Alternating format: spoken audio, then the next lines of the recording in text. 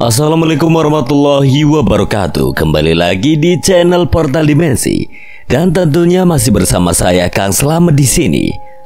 Kali ini Kang Slamet akan menceritakan sebuah kisah yang berjudul Doro Ayu Sengkolo, Petualangan Kodam Pendamping Sang Pemabuk.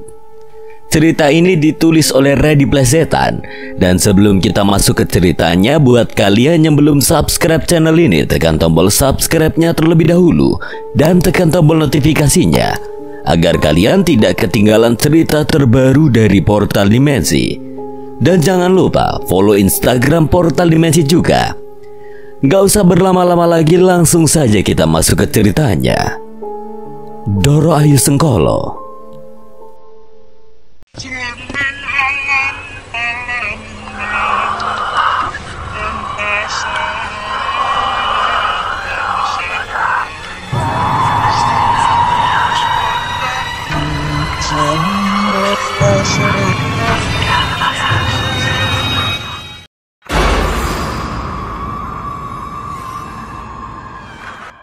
Dan Azizul. Di jalan hari semakin gelap, lampu-lampu yang menerangi trotoar juga sudah dinyalakan. Aku berlari mengejar waktu, tidak ingin terlambat berangkat ke surau sebelum azan maghrib. Sesampainya di rumah, aku bersiap membersihkan diri, juga mengenakan pakaian yang rapi. Sarung yang sudah bersih tersampir pada pundak.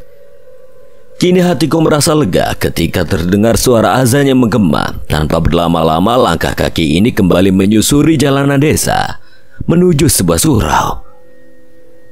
Nikmat ibadah berhasil menyentuh kembali hati yang sudah lama melupakan Sang Pencipta. Di hadapan sebuah kitab suci Al-Quran, aku kembali melantangkan suara untuk membaca sampai tak terasa bagaimana air mata berhasil menetes begitu saja. Aku merasa terbawa pada masa kecil yang ceria, setiap hari rajin ibadah serta mengaji. Tidak hanya itu, tapi juga sopan dan senang menolong. Namun semua berubah ketika musibah menimpa. Begitu berat karena harus kehilangan orang tua dan juga ketiga adikku. Mereka meninggalkanku secara mengenaskan. Sejak mereka meninggal, aku jadi suka mabuk-mabukan. Ke surau saja jarang, bahkan sudah tidak pernah. Apalagi saat aku bertemu teman-teman di SMA yang juga sama nakalnya. Aku segera menutup Al-Quran yang selesai aku baca, sembari memanjatkan doa, menengadahkan tangan juga memohon kepadanya. Kedua mataku yang basah segera melirik sebuah gelang yang terikat di pergelangan tangan kiri. Aku ingat betul dari siapa gelang itu aku dapat. Seorang kakek tua yang mengatakan bahwa aku harus kembali seperti dulu, yang rajin ibadah dan menolong sesama. Kalimat darinya selalu membekas di hati dan pikiran. Begitulah aku merasa bahwa ini saat yang tepat untuk berubah. Selagi masih memiliki kesempatan, aku ingin kembali ke jalan yang benar. Sebagaimana dahulu aku senantiasa mengingat Sang Pencipta. Hari yang ditunggu tiba. Di dalam kamar aku masih sibuk mengemas apa saja yang harus dibawa. Sebotol minum, pakaian ganti, juga sebuah benda keramat yang sekiranya akan membantu. Semua sudah beres. Aku menutup ransel yang penuh dengan barang bawaanku. Tak menunggu lama aku kembali ke rumah Azizul sesuai rencana awal dengan Mbah Gendir. Cahaya matahari mulai tampak merayum, tetapi pagi hari tidak terlalu melelahkan untuk berjalan meski cukup lama sampai aku tiba di rumah Om Jais. Dari kejauhan, gerbang rumah Om Jais sudah terbuka. Di halamannya sebuah mobil mewah terparkir bersama beberapa murid Mbah Gendir. Aku pun bergegas menghampiri Mbah Gendir yang berdiri bersama Azizul di samping mobil. Setelah langkahku tiba, aku bisa mengira-ngira mobil tersebut akan diisi dengan siapa saja. Ada 3 murid Mbah Gendir dan juga 2 murid Om Jais. Zul? Aku menyapa Azizul yang langsung menoleh padaku. Kemudian mencium tangan Mbah Gendir yang menyambut dengan senyuman ramah. Aku sedikit terheran-heran menatap beberapa murid Mbah Gendir dan Om Jais sudah siap di dalam mobil. Mbah, apa mereka bakal ikut ke alas? Nanti kamu tahu sendiri, ayo masuk. Zul, sudah ikut aja, hati-hati boy. Bersama orang-orang yang tidak aku kenal, kami duduk saling berhimpitan. Di sisi kananku ada Mbah Gendir dan di sisi kiriku ada murid Om Jais. Selang beberapa saat mobil yang kami tumpangi akhirnya melaju. Deru suara mesin mobil mencoba menenangkan keresahanku. Sementara itu masih timbul pertanyaan kemana murid-murid ini akan pergi. Apakah ke tempat lain? Atau ikut bersama aku dan Mbah Gendir? Tetapi kebingungan itu segera terjawab setelah Mbah Gendir membuka suara. Aku tidak ikut, turunkan di depan sana. Ditambah Gendir sambil menepuk-nepuk sopir yang fokus menyetir. Ketika mobil berhenti, Mbah Gendir segera menarik tanganku. Kami turun di tepi jalan yang dekat dengan hutan. Kita mau kemana, Mbah? Mbah! Ikut saja, kita harus singgah ke rumah seseorang sebelum berangkat ke Alas. Kakek tua itu membawaku sampai di pemukiman, tepatnya sebuah desa. Di sana Mbah Gendir mengajakku berkunjung ke rumah seseorang. Tidak jauh dari tempat pemberhentian kami, rumah yang sangat sederhana bersanding dengan sisi-sisi hutan belantara. Kami disambut ramah oleh pemilik rumah, seorang kakek tua berjenggot putih panjang. Usianya tak jauh dari Mbah Gendir yang mempersilahkan kami duduk bersama dengan 3 cangkir teh hangat yang dihidangkan. Sedari tadi, tatap mata kakek tua tersebut mengarah pada benda yang mengikat pergelangan tanganku. Kau Arya dan gelang itu. Aku terdiam sambil memandangi sebuah gelang bermanik bundar berwarna coklat terang dan mengkilap yang aku dapat dari seseorang. Tanpa menyela, aku membiarkannya untuk berbicara. Kau dapat dari Mbah Reso, betul? Panggil aku Mbah Muhtar. Aku sudah tahu dari Reso kalau dia yang memberikan gelang itu. Aku mengangguk saja, tidak menyangka kalau kakek tua yang ada di hadapanku tahu tentang aku dan Mbah Reso. Kemudian tidak ada pertanyaan lagi yang keluar dari Mbah Muhtar. Ia asik berbincang dengan Mbah Gendir sekarang. Panjang lebar Mbah Gendir menjelaskan niat kami untuk pergi ke satu tempat yang tidak jauh untuk ditempuh. Lalu aku menatap Mbah Muhtar, seolah tahu apa yang akan kami lakukan di sana. Malam hari saja, kan nanti malam Jumat. Aku tidak tahu mengapa ia menyarankan kami untuk pergi malam hari. Aku tidak tahu juga siapa kakek tua ini. Namun saran tersebut segera dibalas dengan lirikan mata Mbah Gendir yang mengarah padaku. Aku kikuk, tidak ada pilihan lain juga kalau menurut Mbah Muhtar itu yang terbaik. Baiklah, kami pergi malam saja. Akhirnya Mbah Gendir mengiyakan, lalu kami akan berangkat saat malam tiba, tepatnya setelah Isya.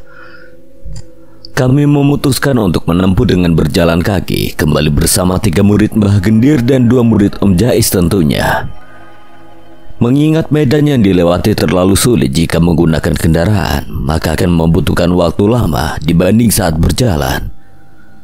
Sepanjang perjalanan tidak ada suara yang keluar dari kami, sama-sama merenung dengan pikiran pribadi.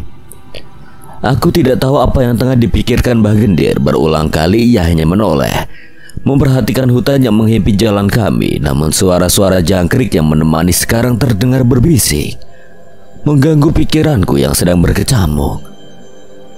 Sedari tadi aku melempar kerikil-kerikil kecil yang tergeletak sepanjang jalan. Terkadang aku berdesis pelan, tidak berani mengoceh di samping Mbah Gendir. Gelapnya malam serta jalan yang terasa tidak berujung, sama halnya pikirannya tidak henti tertuju pada niatku kemarin. Begitu pula dalam hati, aku meracau niat untuk aktif sekolah kini terhalang lagi karena perjalanan kami. Tak lama setelahnya, fokusku berpindah pada gubuk yang berdiri di ujung sana. Sebuah lampu kuning menyorot tempat yang aku rasa nyaman untuk duduk-duduk sebentar. Ayo mampir ke sana, kita istirahat sejenak. Mbah Gendir melangkah semakin cepat menghampiri gubuk tersebut. Istirahat. Hatiku bergejolak senang. Mbah Gendir seolah mendengar batinku. Sebuah tikar segera digelar bersama kami yang mulai duduk melingkar. Kulihat seraut wajah senang dari murid-murid yang ikut bersama Mbah Gendir. Kami segera menghabiskan makanan yang dibawa. Sambil duduk bersantai di sisi lain, beberapa murid Mbah Gendir sedang menghabiskan rokoknya. Namun ada sesuatu yang harus dihabiskan lagi di alam lain. Sesuatu yang tidak tertahan. Aku beranjak buru-buru memakai sandal. Mbah, saya izin buang air kecil dulu di belakang, tidak tahan. Aku lalu berlari terbirit-birit dan hendak menuntaskan hajat di sungai belakang gubuk. Deru suara air sungai terdengar kencang seolah ingin memecah bebatuan, disusul dengan desir angin yang menghempas pepohonan membuat aku merinding di seluruh badan. Sambil menuntaskan hajat, aku melihat sebuah jaring yang menghambur di dekat bebatuan sungai. Jaring itu tampak rusak seperti disengaja, bukan karena terlalu lama terendam di dalam air.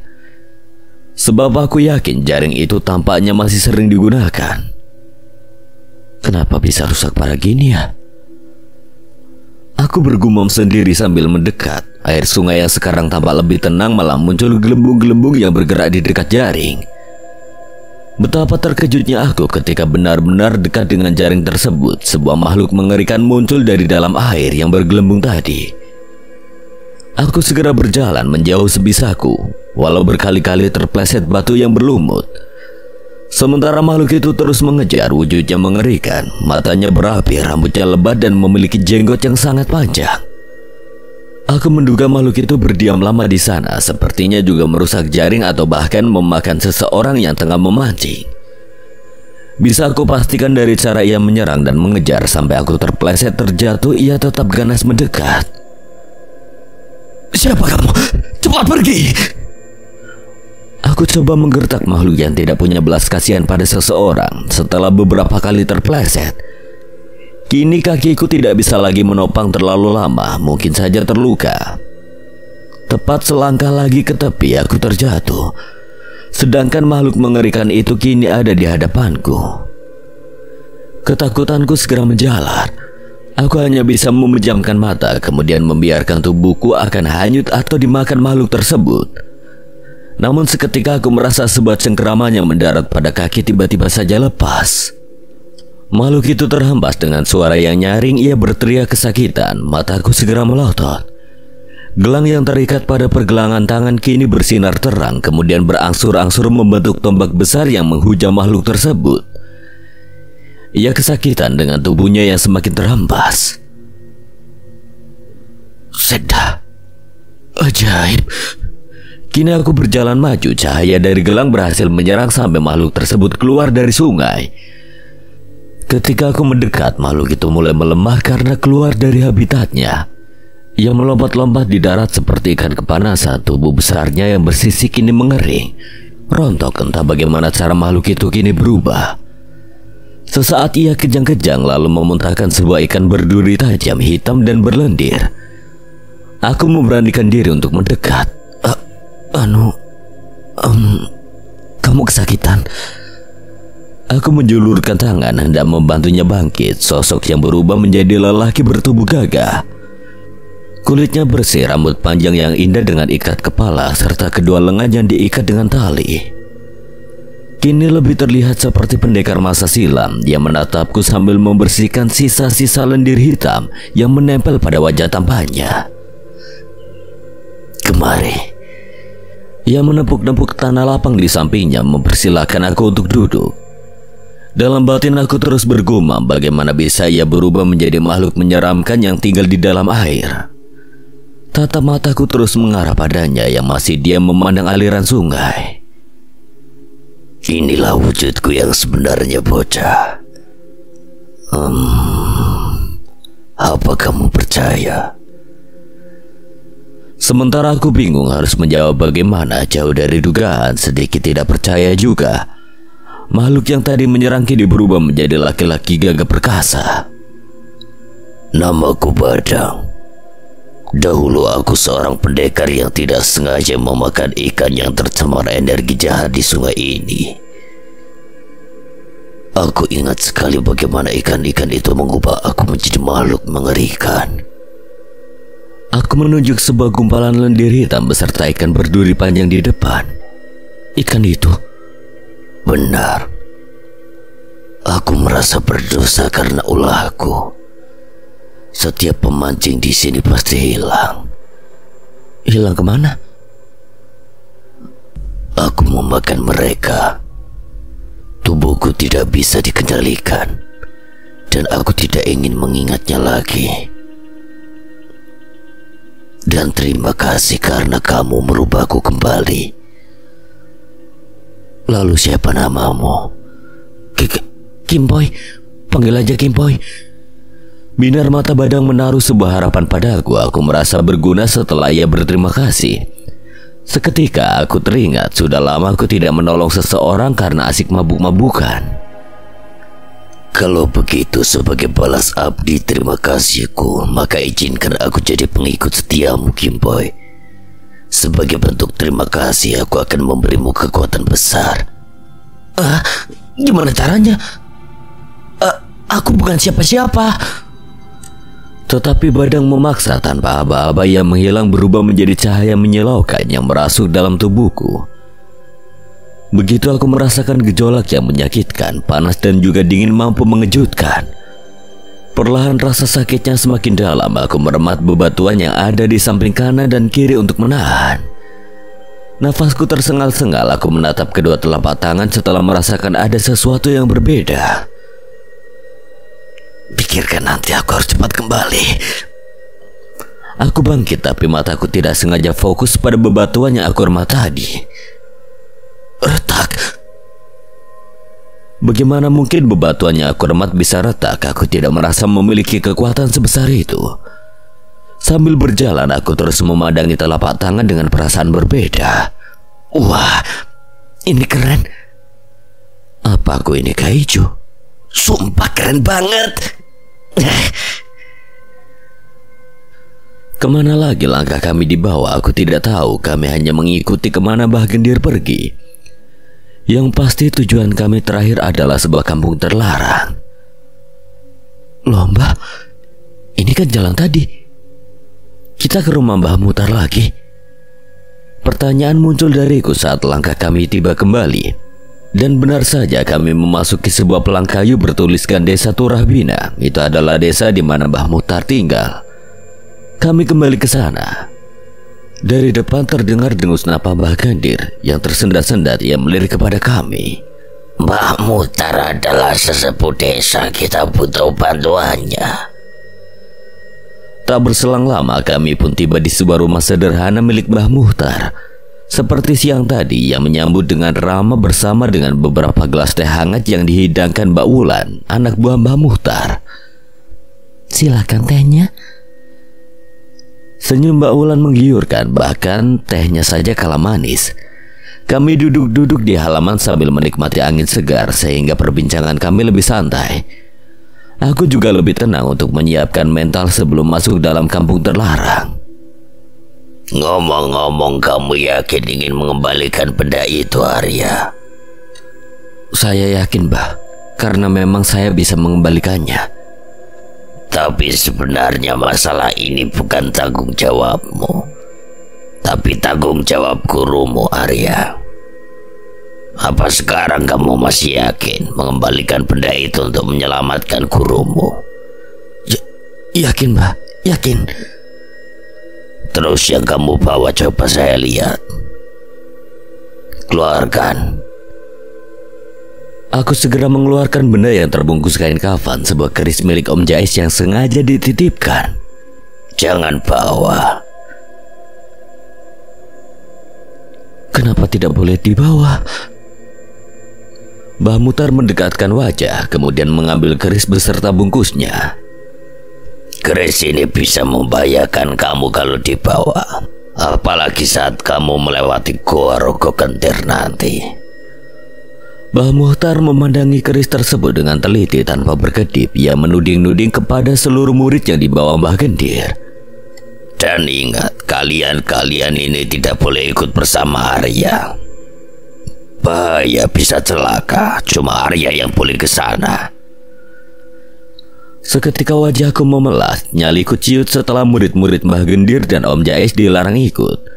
Aku tidak bisa membayangkan sengeri apa hutan itu kalau disusuri seorang diri. Di hadapanku pandangan Mbah Mutar berpindah dari cincin yang ia genggam kemudian menatapku dalam-dalam. Wajah Mbah Mutar sangat serius seperti tengah menerawang. Tanpa berkedip bibir tua Mbah Mutar bergumam kecil.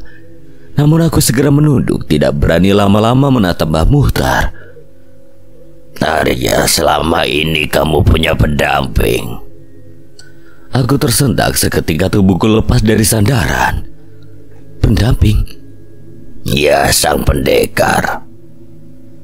Badang namanya, benar kan? Dapat dari mana kamu? Helaan nafas lega keluar begitu saja, sangat lepas sehingga tubuhku merasa lebih tenang. Aku kembali menyicipi teh manis buatan Mbak Wulan semanis orangnya. Aku tidak sengaja bertemu dengannya, Mbah. Apa benar dia menjadi pendamping saya? Lalu apa yang bakal terjadi dengan saya? Mbah Muhtar tampak berpikir sejenak. Ia sedang menimbang-nimbang sesuatu yang harus diputuskan. Jangan takut, ada Badang yang ikut denganmu. Dan karena niatmu baik dari hati yang bersih. Yang benar, Mbah. Aku sangat antusias serta tidak menyangka kalau Badang benar-benar bersamaku. Nyali yang tadi ciut langsung mencuat. Aku tidak takut untuk pergi seorang diri. Bagaimanapun sudah menjadi tugasku untuk membantu Om Jais. Hari masih terlalu pagi, rasa kantukku masih kental. Dari celah-celah jendela belum muncul cahaya emas yang menyembul. Sementara jam di dinding sudah menunjukkan pukul 4:40 selepas waktu subuh. Meski sudah pagi, tapi tubuh ini masih meminta untuk merebah. Sajadah yang masih terbuka kembali aku lipat rapi. Sarung yang masih melilit pinggang sengaja aku biarkan. Rasa kantuk yang tidak tertahankan tiba-tiba mengantarkanku pada alam mimpi bersama Om Jais dulu. Awal petaka dimulai, kini Om Jais berdiri di sampingku. Kami baru saja tiba di sebuah kampung yang dihimpit hutan belantara. Tepat di belakang berdiri dua murid Om Jais yang ikut ia bawa. Aku masih ingat betul sebelum keberangkatannya bersama Om Jais. Ketika duduk tahiyat akhir mendengar bisik-bisik tidak mengenakan di sela-sela desir angin waktu subuh yang mengusap tengkuk. Bisikan itu tiba-tiba datang.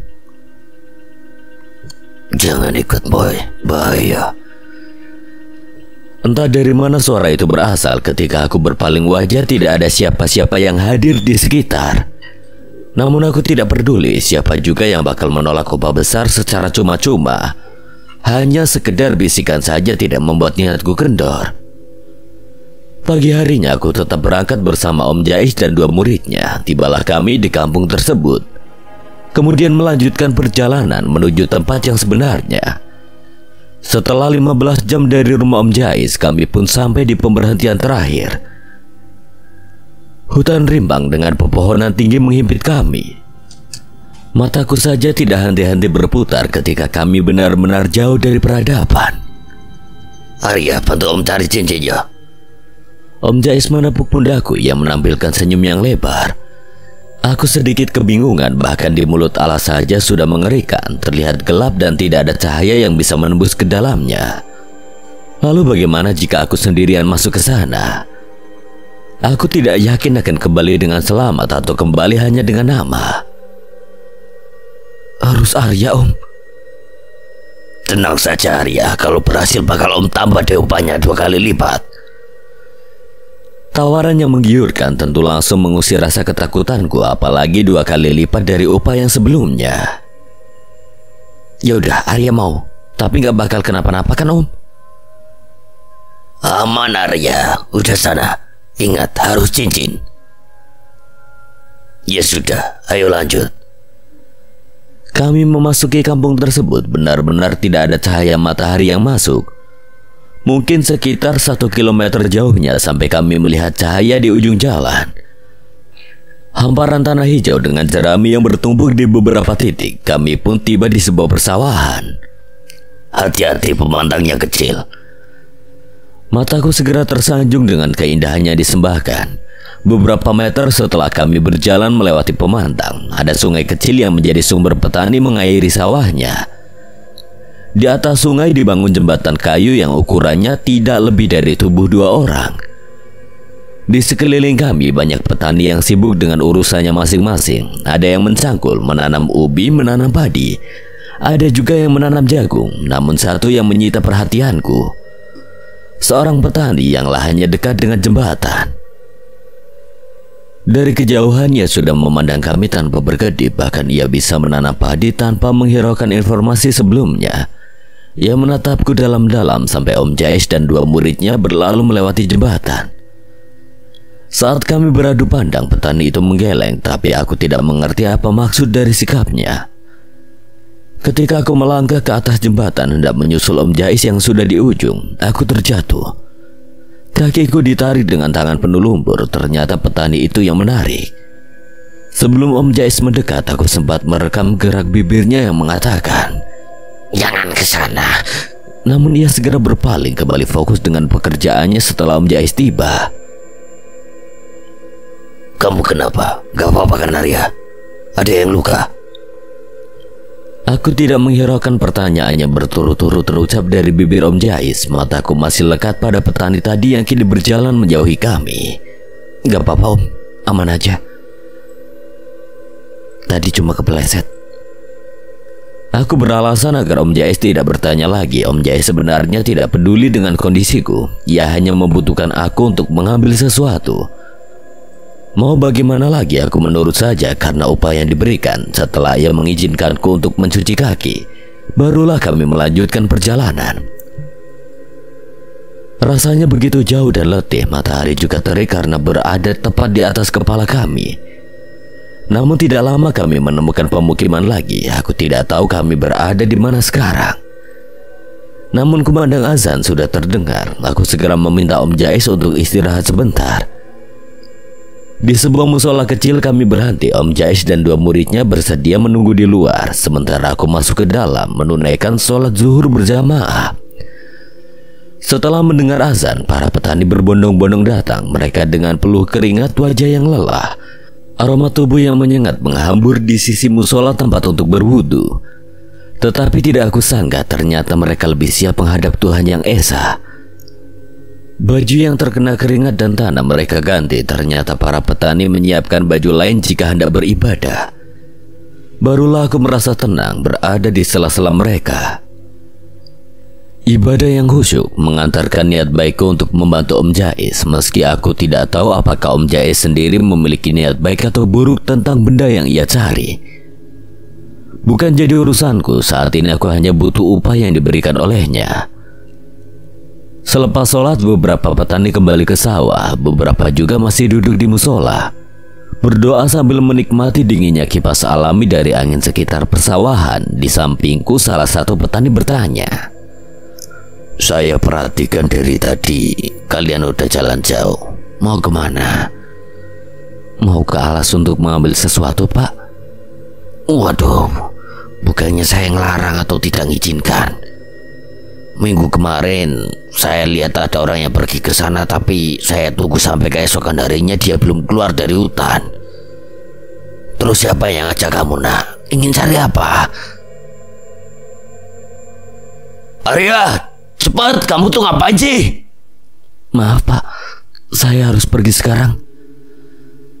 Petani itu menoleh pada siapa yang tengah menunggu di luar. Tatapan matanya mulai gusar. Pertanyaan tadi terjawab dengan sendirinya. Ia pun ikut beranjak, menepuk-nepuk pundakku sambil mengajak keluar. Iya, saya paham. Hati-hati di sana." Aku tidak sempat berterima kasih karena takut Om Jais tambah marah. Aku segera memakai sandal lalu menyusul Om Jais. Beberapa jam lagi menuju malam dan kami belum juga tiba di tempat yang menjadi tujuan. Entah sampai kapan Om Jais akan membawa kami berjalan. Hanya saja kini langkah kami tiba kembali di sebuah persawahan. Cahaya keemasan turun berganti dengan gelap yang mengepung. Kakiku sudah terlalu lelah untuk dipaksakan berjalan. Kebetulan sekali di depan sana, di seberang jalan besar ada sebuah gubuk besar untuk kami istirahat. "Om, udah malam. Apa kita nggak istirahat dulu?" Ya kita istirahat dan bermalam di gubuk itu. Sebelum malam semakin larut, kami sudah beristirahat lebih dulu di atas gubuk. Kusebut gubuk tersebut cukup luas, bahkan untuk kami saja masih ada sisa. Udah masuk waktu maghrib. Arya sholat dulu, Om. Om gak sholat? Aku kembali menduga bahwa Om Jais akan ikut sholat karena sudah mengeluarkan sebuah gelang tasbih dari tasnya. Namun Om Jais segera menyangkal sambil mengibas-ibaskan tangan. Udah, sholat aja sendiri, gak usah ngurusin Om. Bibir Om Jais bergetar, ia bergumam seperti sedang zikir, tapi tidak memperdulikan aku yang hendak mengambil wudhu. Ya udah deh kalau gak mau. Batinku menepi sesuatu yang tidak harus kupikirkan, terutama tentang Om Jais. Setelah selesai mengambil wudhu, aku segera melaksanakan sholat. Tidak lupa juga berdoa untuk meminta pertolongan pada Tuhan Yang Maha Esa. Rasanya ingin mengaji, tapi segera aku urungkan setelah melihat tatapan buas Om Jais. Akhirnya kami bermalam sekaligus untuk melepas penat di atas sebuah gubuk. Kata Om Jais kami akan berangkat keesokan pagi agar tiba di hutan tidak terlalu sore. Suara deras air mengguyur pepohonan, bau semerbak tanah basah berhasil menggugah kami yang masih terlelap. Pagi yang terasa dingin, ditambah karena hujan hingga aku gemetaran, mataku sedikit demi sedikit terbuka, memperhatikan Om Jais dan murid-muridnya yang masih tertidur pulas. Gara-gara hujan tidur mereka tambah pulas. Aku memaksakan diri bangkit untuk menunaikan sholat subuh. Selesai menunaikan sholat, barulah Om Jais dan murid-muridnya benar-benar bangun. Kami duduk melingkar, kemudian memakan bekal yang kami bawa sambil berbincang lagi mengenai alas tadi. Aku asik menyimak ucapan Om Jais sambil melumat makanan. Makan dulu Om, Arya bawa roti lagi. Seketika tanganku ditepis, Om Jais mengambil tas lempang rajut yang ia sembunyikan di balik badan. Tangannya merogoh ke dalam tas. Ia mengambil sebuah bungkusan kain kafan dan telur ayam kate hitam. Kemudian ia buka bungkusan tersebut, rupanya sebuah keris. Aku terperanjat, sontak mundur beberapa senti dari Om Jais. Rasa heranku kian mereka saat itu juga. Itu keris apa? Buat apa Om? Terus telur ayam itu buat apa lagi? Bukan apa-apa. Kenapa dibawa kalau bukan apa-apa? Lah, udah, habiskan dulu makananmu, biar kita bisa lanjut jalan. Aku diam mencoba cepat menghabiskan makanan. Sementara itu hujan sudah reda. Kini tempat pemberhentian kami tertutup kabut tebal. Aku segera mengira-ngira kemungkinan jalan yang kami lewati juga sama. Setelah selesai makan, kami bersiap-siap. Aku memasukkan barang-barang seperti sajadah, sarung, dan sebotol air yang selesai aku teguk. Kami melanjutkan perjalanan dengan tubuh yang sudah bugar. Tak lama dari tempat pemberhentian, akhirnya kami tiba di sebuah mulut alas rimpang yang masih tertutup kabut tebal. Meski sela-sela kumpulan asap putih masih mengepung, tapi dari dalam hutan mulai tampak secercah cahaya matahari yang hendak mengusirnya. Kalian tunggu di sini, jangan sampai masuk menyusul aku dan Arya ke dalam. Apapun alasannya jangan masuk. Hanya aku dan Arya saja. Ngerti? Di sisi lain aku merasa semakin ragu mengapa hanya aku dan Om Jais saja yang masuk. Entahlah, pertanyaan itu hanya bersarang di benakku tanpa tahu jawaban yang pasti dari Om Jais. Setiap aku bertanya, ia selalu mengalihkannya. Perjalanan kami dari mulut hutan dimulai. Melewati tumbukan dedaunan kering yang menjadi permadani. Sekitar 2 jam lamanya kami berjalan hingga alas rimpang sebelumnya berganti dengan hutan karet. Namun tak kusangka di tengah perjalanan kami kembali diguyur hujan begitu deras. Kami berlari menerabas derasnya air hujan, tetapi mataku berputar-putar melihat keindahan hutan karet yang ditata sangat rapi oleh pemiliknya. Aku memelankan langkah, toh sudah basah kuyup semuanya. Namun sekejap mataku langsung terfokus pada langkah Om Jais yang terdengar buru-buru. Sepatu kulitnya menggesek dedaunan kering sehingga menimbulkan suara kencang. Om, mau kemana? Mataku memicing mencoba menebak kemana Om Jais akan pergi. Di seberang sana, dekat dengan pepohonan karet lainnya, ada satu rumah yang berdiri. Tadinya aku mengira rumah tersebut adalah tempat beristirahat kalau saja pekerja hutan karet lelah.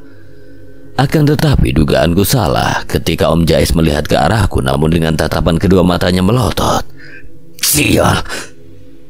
Aku memandangi Om Jais keheranan, wajahnya cemas seketika itu juga. Dan benar saja, dari balik pintu rumah tersebut tiba-tiba seorang kakek tua dengan mata sayu keluar. Rambutnya jarang-jarang, kumis dan jenggotnya putih, tidak terlalu panjang.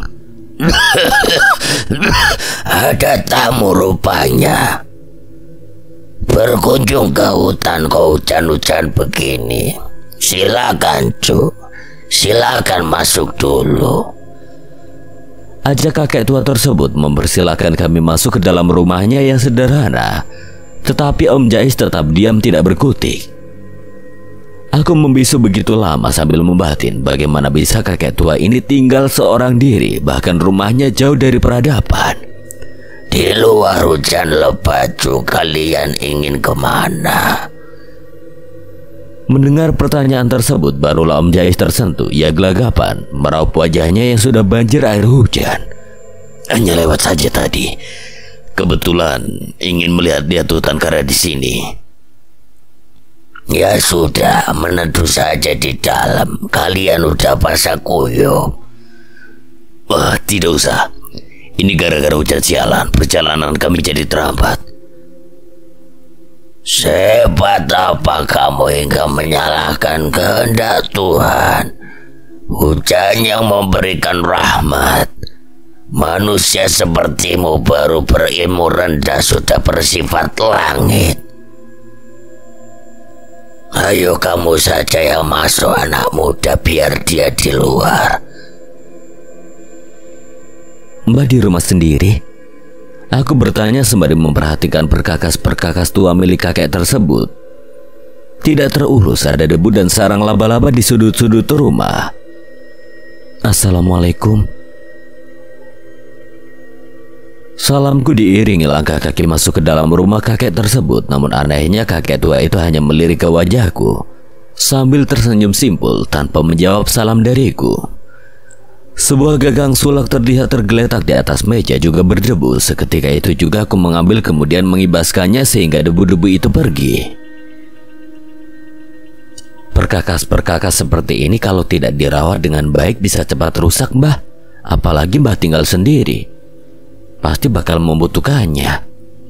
Duduklah dulu, kenapa malah kau yang membersihkan? Sebagai tanda terima kasih karena sudah mengizinkan meneduh, Mbah. Aku pun duduk di hadapannya, secangkir teh hangat sudah dihidangkan, siap untuk menghangatkan badan setelah diguyur hujan. Kau dari tadi memperhatikan aku, sepertinya heran ya. Aku langsung memalingkan wajah pada kakek tua tersebut, hanya mengangguk kemudian menjawab dengan lirih. Iya, saya cuma heran kenapa kakek tinggal sendirian di sini. Biarlah itu menjadi urusanku. Ya cu, panggil saja aku Mbah Reso. Saya Arya, Mbah. Di luar hujan masih terdengar deras, malah disertai badai karena terdengar suara angin yang berputar. Aku sontak menoleh ke belakang memikirkan bagaimana keadaan Om Jais di luar. Sudahlah, jangan dipikirkan, biar dia nanggung ucapan buruknya. Tapi di luar hujan lebat sekali, Mbah. Pasti dingin juga karena anginnya kencang. Aku heran mengapa orang seperti kau mau mengikutinya.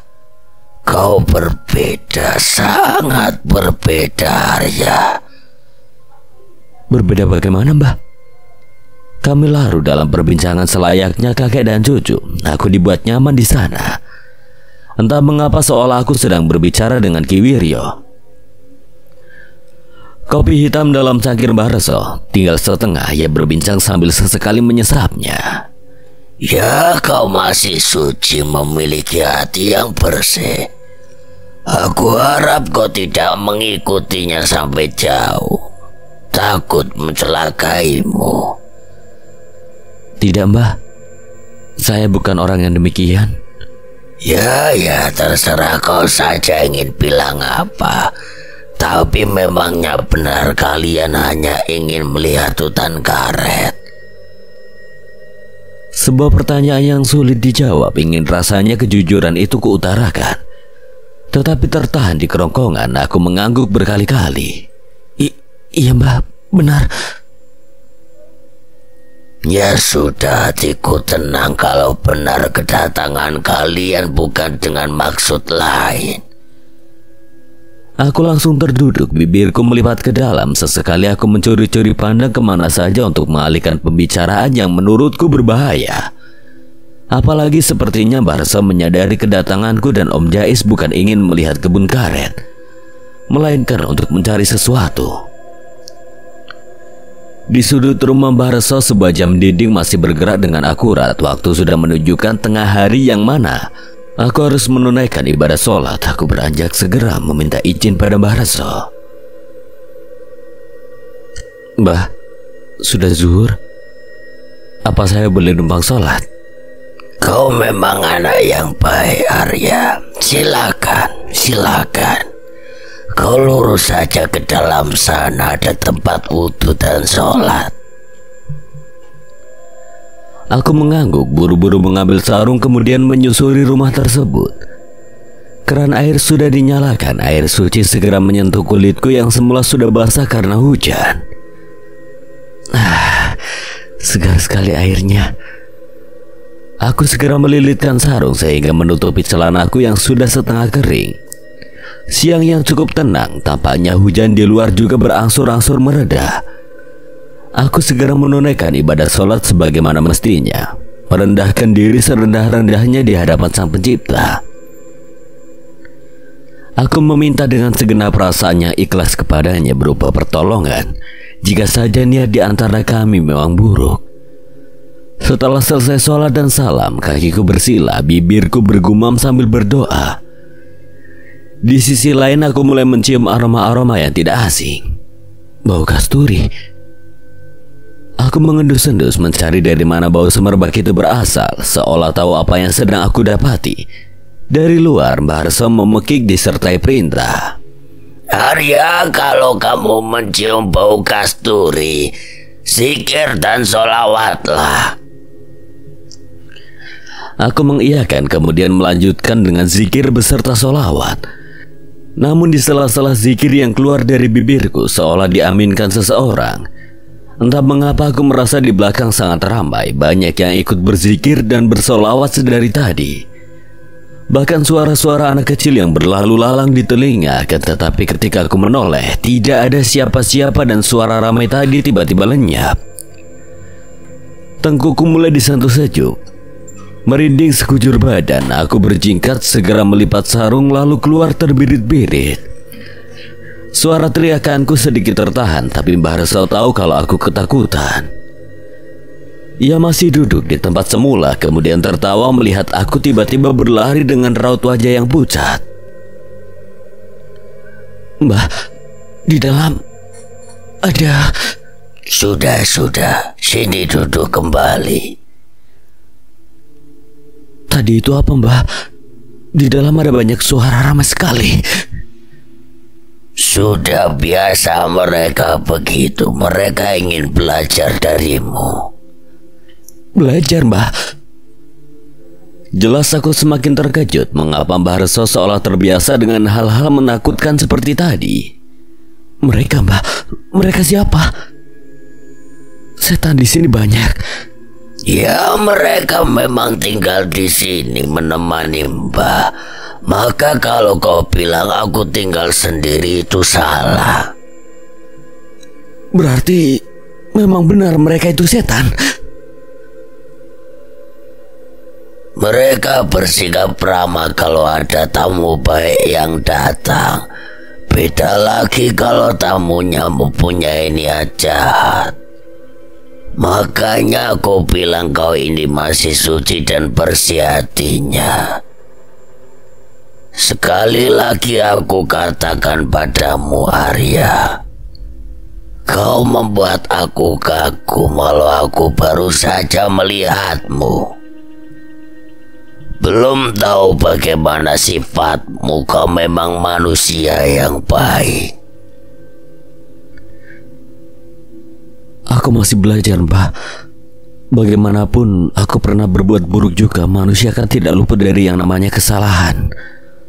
Maka dari itu kau masih berhati bersih karena mau mengakui serta berubah dari kesalahan yang lalu, Arya. Adab selalu lebih tinggi dari segalanya. Tapi adab tanpa ilmu juga tidak berguna. Teruslah berbuat baik, Arya, menolong siapa saja yang berhak ditolong. Kau akan mendapatkan amanah besar. Kehadiranmu sangat dibutuhkan dan aku harap kau tidak terjerumus lagi dalam lubang kesesatan. Aku terdongak mendengar ucapannya. Mbah Reso seolah sudah mengerti dosa apa yang aku perbuat selama ini. Ketika perkataan itu selesai, hatiku diremas begitu kencang. Menangis sesegukan di hadapan Mbah Reso. Ia menyadarkan aku serta menguatkan niatku untuk kembali menempuh jalan kebaikan. Baik, Mbah. Arya simpan semua pesan dari Mbah Reso.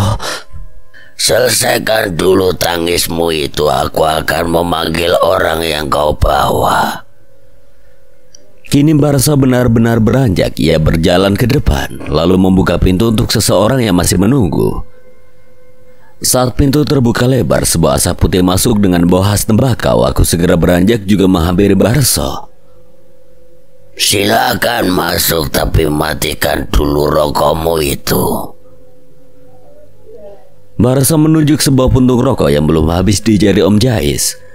Om Jais menyembulkan kepala, melihat ke dalam rumah Mbah Reso dengan tatapan kikuk. Sekali lagi ia menghisap rokoknya, kemudian menyemburkan asap putih tebal. Tidak perlu, di dalam sangat ramai. Mataku melotot tidak percaya sambil terus menoleh ke dalam. Bagaimana mungkin Om Jais tahu kalau di dalam ramai? Padahal yang mengalami keanehan baru aku. Sementara di hadapanku Mbah Reso tertawa puas. Ia geleng-geleng kepala setelah mengetahui bahwa Om Jais bisa melihat bahkan merasakan keberadaan mereka yang ada di dalam. Matikan rokokmu, nanti mereka terganggu. Om Jais terus menyembulkan asap rokok tebal yang baunya benar-benar melekat di hidungku. Sesaat kemudian aku tersadar bahwa Om Jais bukanlah orang biasa, sebab ia bisa merasakan atau mungkin melihat keberadaan mereka yang tidak kasat mata. Aku pun mulai berpikir tidak mungkin orang biasa sampai memiliki murid yang setia berguru kepadanya. Hal tersebut semakin menguatkan dugaanku kalau sebenarnya Om Jais punya ilmu. Om, hujan sudah reda. Lebih baik kita melanjutkan perjalanan daripada mengganggu di sini. Aku memberanikan diri menegur Om Jais yang menyalakan rokoknya lagi. Sudah berapa puntung yang dibuang. Dari tadi sambil menunggu ternyata Om Jais menghabiskan rokok yang ia bawa. Kutatap wajah Mbah Reso yang sudah naik pitam. Ia kembali masuk ke dalam meninggalkan aku dan Om Jais di luar. Gak enak sama pemilik rumah, Om. Kan udah diingatkan jangan merokok. Alah, kamu tahu apa? Jangan pedulikan aku, pedulikan saja niat kita ingin pergi kemana. Dari dalam suara Mbah Reso kembali mendekat pada kami. Ia genggam sebuah kendil yang tampak berat terisi air, kemudian menyiramkannya pada Om Jais yang masih merokok tidak kenal tempat. Silakan masuk, rokoknya sudah mati. Aku dibuat heran dengan Mbah Reso. Perlakuan yang baru saja dilakukan ke Om Jais sangat tidak wajar. Tapi apa daya, dalam hatiku sedikit tertawa dengan kejadian tersebut. Baju Om Jais yang semula kering kini basah kembali karena siraman air dari Mbah Reso. Om Jais melemparkan puntung rokoknya yang mati kemudian meludah sebagai bentuk rasa kesalnya. Aku berada di antara dua api yang hendak membara. Wajah Om Jais yang memerah menandakan ia marah, sedangkan Mbah Reso tampak lebih tenang dari Om Jais. Kurang ajar, apa urusanmu? Kenapa mengusik ketenanganku? Bukan salahku, kau sudah kuingatkan. Kau memang manusia yang bersifat langit. Di sisi lain aku mencoba menenangkan Om Jais yang seperti kesetanan. Jari-jarinya itu bergerak tidak beraturan seperti berzikir. Seketika itu juga aku teringat di perjalanan kemarin saat Om Jais menyuruhku sholat. Ternyata Om Jais meraga sukma. Jangan lakukan itu di sini. Sialan kau kakek tua. Om Jais memejamkan mata sambil bergumam. Aku tidak tahu apa yang sedang ia ucapkan, tapi aku tatap Mbah Reso juga menantang.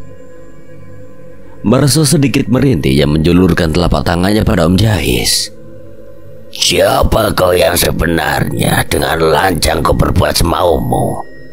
Kakek tua sepertimu lebih pantas dikubur dalam-dalam, biar tidak mengacau urusanku. Namun jauh dari dugaanku, uluran tangan Mbah Reso seperti menghantak pada Om Jais. Sebuah tenaga dalam sepertinya berhasil menembus organ-organ lunak Om Jais yang lalai. Om Jais merintih. Ia meremat perut dengan kedua tangannya, sebab pertarungan yang tidak aku mengerti dari mana perantaranya. Aku kebingungan sekarang karena tidak bisa melihat seperti apa bentuk yang menyerang Om Jais, entah seperti pisau, panah, atau bahkan tombak. Om Jais, bangun. Lebih baik Om minta maaf daripada semakin parah. Aku yang panik segera menggenggam lengan Om Jais yang terduduk kesakitan. Di hadapan kami, Mbah Reso semakin mendekat tapi masih bergumam sambil menjulurkan tangan. Manusia jika memiliki ilmu tidak seharusnya digunakan untuk hal-hal yang buruk, atau ilmu itu akan menimpa dirimu sendiri. Mbah Reso membentuk kedua jarinya yang kuat sebagai mata pisau. Ia menghunus ulu hati Om Jais yang tidak bisa bangkit untuk menyerang kembali. Sakit. Tiba-tiba saja tubuhnya melemah. Berkali-kali Om Jais berusaha mengeluarkan sesuatu dari dalam tubuhnya. Aku hendak membantu tapi dicegah oleh Mbah Reso. Biarkan Arya, biar dia menanggung akibat karena sudah semena-mena.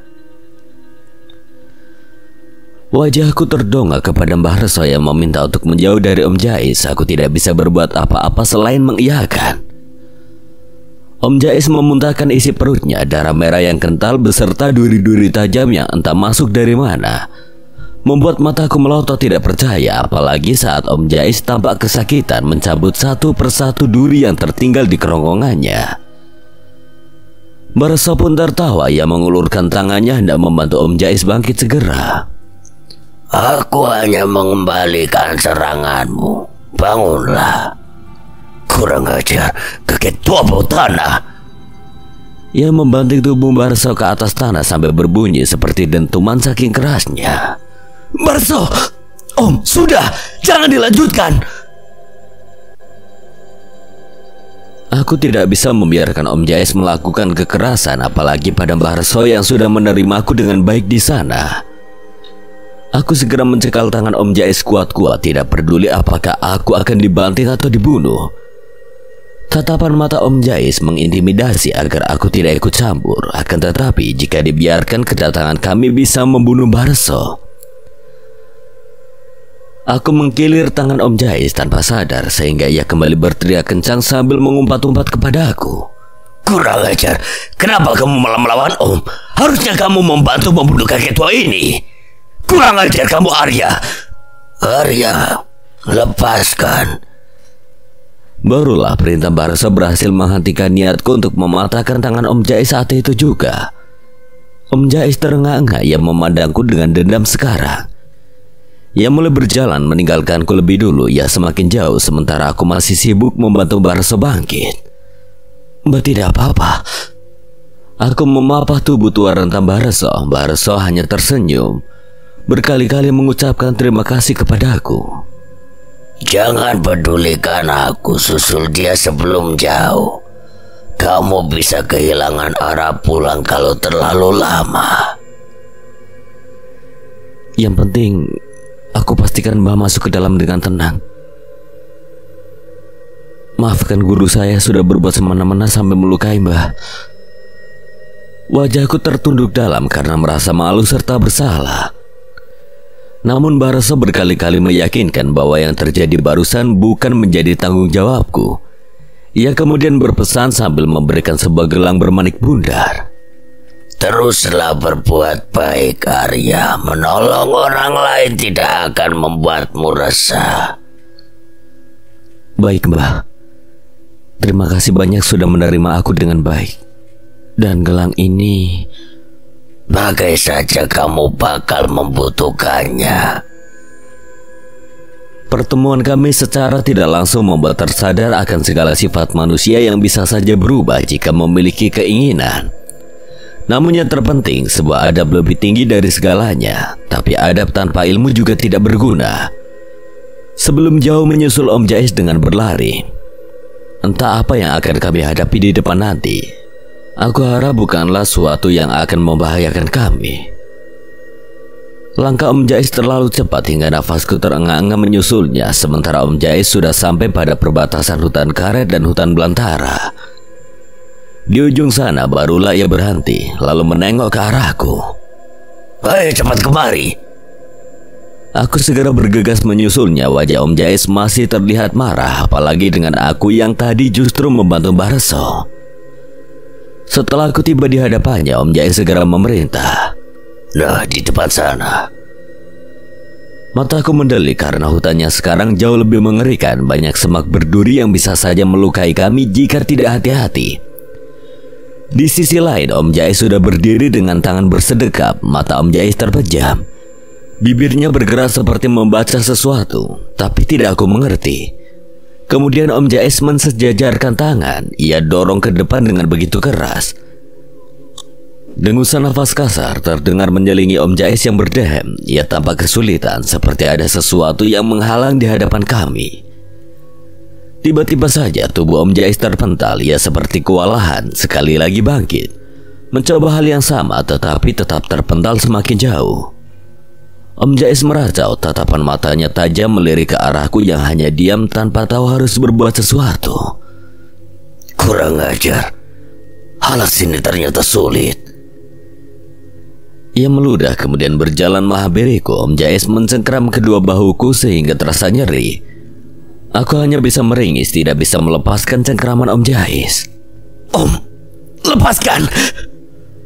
Aku membentak Om Jais karena tidak kuasa menahan rasa sakitnya.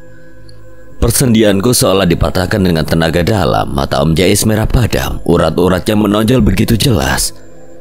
Dengan nafas yang berhembus, ia mulai melonggarkan cengkramannya. Apa kamu yakin kalau Om memiliki niat lain? Aku melongo. Kini Om Jais melepaskan cengkramannya sambil memijat bahu. Aku tidak berani menatap Om Jais. Kini aku menjadi ragu untuk melanjutkan perjalanan masuk ke dalam hutan. Jawab! Aku mendongak lalu menggeleng karena terpaksa harus berbohong kepadanya. Arya yakin Om Jais nggak punya niat lain. Untuk apa Om tanya begitu? Bagus. Ia berjalan maju hendak masuk ke dalam hutan lebih dulu. Namun sekali lagi tubuh Om Jais terpental sehingga ia kembali marah. Sial! Alas sialan! Melihat tingkah Om Jais yang terus-terusan membuat jantung dipacu kencang, aku memutuskan untuk masuk ke dalam seorang diri tanpa pengawasan Om Jais. Baru saja mendekat, Om Jais kembali menarik lenganku dengan kencang. Om gak bisa temani kamu masuk ke dalam, cuma kamu yang bisa. Ambil batu itu di dalam, cari bongkahan batu besar dekat pohon beringin akar gatu. Cepat sebelum malam. Om tambah upahnya. Tawaran Om Jais semakin menggiurkan. Sedikit demi sedikit langkahku bergerak maju. Meski sebenarnya ragu setelah melihat Om Jais terpental dari tadi. Bismillah. Kaki yang gemetar kini benar-benar menginjak sisi hutan. Aku menengok ke arah Om Jais yang kini bangkit tidak percaya karena aku berhasil masuk ke dalam sana. Ia tertawa puas sambil menghempas-hempaskan tangan memaksa aku terus maju dan mengambil sesuatu yang ia butuhkan. Terus, cepat Arya sebelum malam. Tunggu di sini Om. Arya kembali secepatnya. Suasana yang berbeda kini amat terasa. Entah mengapa tubuhku seperti ditarik medan magnet yang begitu besar dari dalam hutan. Hawa di sekitar juga panas, tidak seperti saat melintas di hutan karet. Padahal cahaya matahari sudah bergeser dan mulai redup, tapi tetap saja terasa panas dan tidak mengenakan. Lama aku melangkah mencari letak sebuah bongkahan batu besar bersama pohon beringin berakar gantung. Akan tetapi sejauh mata memandang aku hanya melihat deretan pepohonan besar dengan dedaunan rimbun. Membuat hutan yang aku jelajahi begitu gelap, ditambah suara-suara hewan menyeramkan tidak pernah terdengar di desa. Sekali lagi aku hanya bisa menelan ludah seraya memanjatkan zikir pada Sang Pencipta. Entah mengapa perasaanku jadi buruk. Di depan sana terdapat pohon-pohon yang dililit tumbuhan berduri tajam. Sementara sekelilingku diapit oleh semak-semak belukar. Suara langkah kaki bergesekan dengan daun kering membangkitkan hewan-hewan yang berlalu lalang di sekitar. Namun aku tidak tahu wujud dari mereka, hanya sekelebatan bayangan yang terkadang bergelantungan pada dahan pohon. Sekali lagi aku berhenti karena merasakan ada sesuatu yang mendarat di belakang, tetapi saat ditengok tidak ada apapun. Kadangkala suara langkahku seperti diikuti suatu langkah kaki besar sehingga tanah yang aku pijaki seperti bergetar. Kali ini suara hentakan terdengar lebih kencang, kira-kira hanya berjarak beberapa jengkal. Apa itu? Aku langsung menoleh, nafas memburu, jantung dipacu kencang. Apalagi ini? Aku gemetar tidak karuan, bahkan aku tidak bisa merasakan kaki yang menopang tubuh. Seolah mati rasa, sekelebat bayangan kembali hadir bebarengan dengan suara tawa melengking. Aku tidak memperdulikan suara tawa yang kini mengikuti. Kaki yang lemas aku paksakan berlari sejauh mungkin, berharap terlepas dari kejaran sosok tak kasat mata itu. Pasti dia yang ngikutin. Tak terasa 1 jam lamanya berlari hingga kini semakin masuk ke dalam hutan. Aku berhenti sejenak setelah tidak mendengar suara-suara mengerikan di belakang. Namun kini lengan dan kaki terasa perih karena tergores tumbuhan berduri tajam. Hamparan tanah luas, tidak ada pepohonan yang mempersempit jalan. Aku segera menghela nafas lega, kemudian duduk meneguk sebotol air yang masih tersedia. Mataku berpencar kemana saja mencari petunjuk tempat batu itu bersemayam. Pohon beringin berakar gantung, bongkahan batu besar. Apa itu tempatnya? Aku memicing ketika tidak sengaja menangkap satu objek yang sama persis dengan petunjuk Om Jais. Kira-kira berjarak 300 meter dari tempatku terduduk, sebuah batu berukuran besar ditumpangi pohon beringin tua berakar gantung.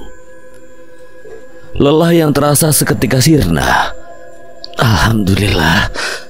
Sebotol air tidak habis diminum, segera aku masukkan kembali ke dalam tas. Aku berlari, kejar-kejaran dengan waktu yang menuju sore.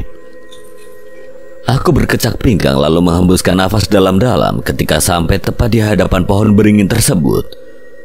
Batangnya yang besar, daunnya yang rimbun, serta akar menggantung bagai tirai yang harus disibak. Benar yang ini. Tapi aku kembali dibuat penasaran setelah mengetahui sekeliling pohon tersebut dipenuhi sesajen. Ada yang tampak kering sepertinya lama ditinggal, ada juga yang masih baru. Berbagai macam bentuk sesajen ada di hadapanku, bakul berisi kembang 7 rupa. Kemudian lauk pauk, kemenyan, serta dupa yang berserakan. Siapa yang menaruh sesajen sebanyak ini? Padahal kampung ini kayak nggak terjamah manusia. Siapa yang rela menempuh jarak berkilo-kilometer untuk sekedar memberi sesajen? Pertanyaan yang tidak bertemu dengan jawabannya. Aku terheran-heran mengingat seberapa jauh harus berjalan menuju hutan, melewati tempat-tempat yang tidak ada pemukiman. Lantas siapa manusia yang rela serta dengan tujuan apa memberikan sesajen pada sebuah pohon beringin tua? Tetapi berbagai pertanyaan tadi langsung tersingkir ketika desir angin yang kencang menghempas dedaunan beserta akar pohon beringin. Begitu pula bulu-bulu tengkuku yang disentuh dengan halus membuat aku bergidik.